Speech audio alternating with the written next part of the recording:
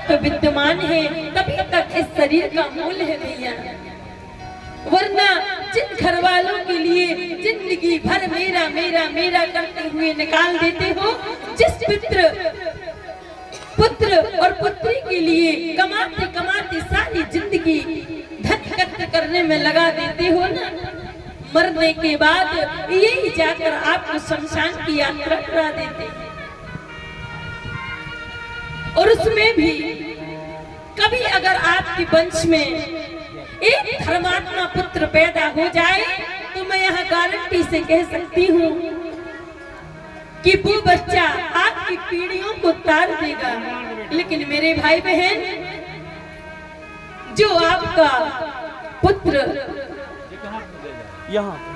नालायक निकल गया ना, तो 7 पीढ़ी को डुबा भी देगा भैया। इसीलिए ज्यादा चक्करों में नहीं पड़ना चाहिए। हाँ, इस संसार में रहो लेकिन संसार से विरक्त रहो भैया, क्योंकि ये संसार नाशवान है। आपने कमल को देखा होगा, सभी ने देखा होगा।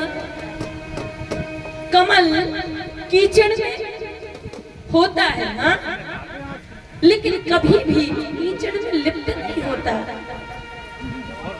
हमेशा इस संसार में रहो, रहना ही चाहिए।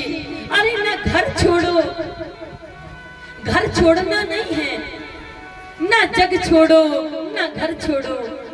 भजन करो जिंदगानी में और रहो दुनिया में उस तरह जैसे कमल रहता है पानी में। लेकिन हम क्या करते हैं, सारी जिंदगी मोह माया में व्यतीत कर दिया करते हैं और समय का उपयोग नहीं करते।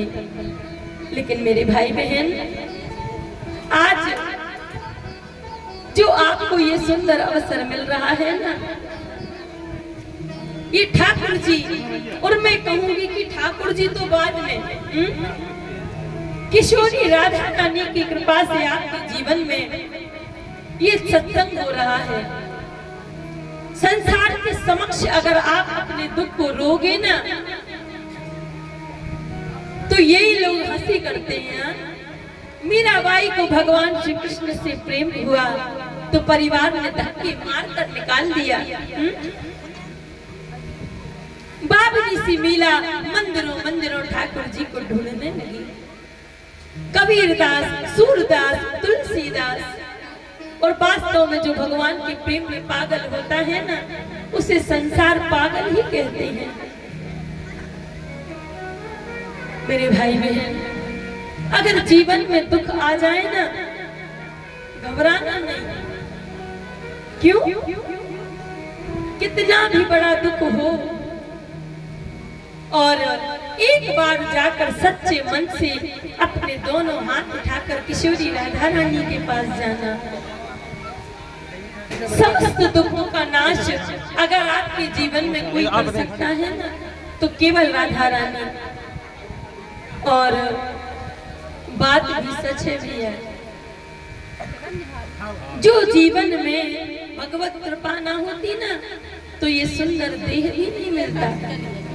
अब देह तो मिल गया, लेकिन हम क्या कर रहे हैं भैया? कभी इस देह की पोटली में अन्न को भरते हैं, कभी स्वर्ण को, कभी चांदी को, तो कभी हीरे और मोती को, लेकिन जो लेना चाहिए वो नहीं लेते। हाँ मेरे भाई बहन, प्रयास करना कि प्रत्येक श्वास में भगवान का नाम कीर्तन हो।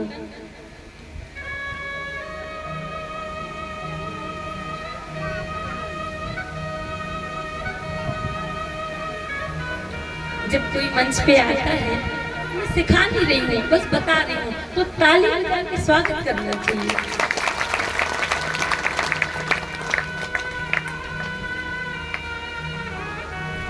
तो आइए हम उस परम भगवती के दरबार में प्रविष्ट होते हैं, जिसके दरबार में जाने से सारे दुखों का नाश हो जाया करता है, ये जीव मुक्त हो जाया करता है। और अगर उनके दरबार में जाना है ना तो देखा नहीं जाता कि व्यक्ति सुंदर है, रूपवान है या ऐसे ही है, अरे गुणवान है या अवगुणी है ना। ऐसे हमारे परमात्मा और ऐसे परमात्मा की प्रिया जिनके दरबार में हम सभी चलते हैं और जिनको हमारे साथ राधा रानी के दरबार में सम्मिलित होना है, तालियों से सेवा करते हुए। हाँ, दरबार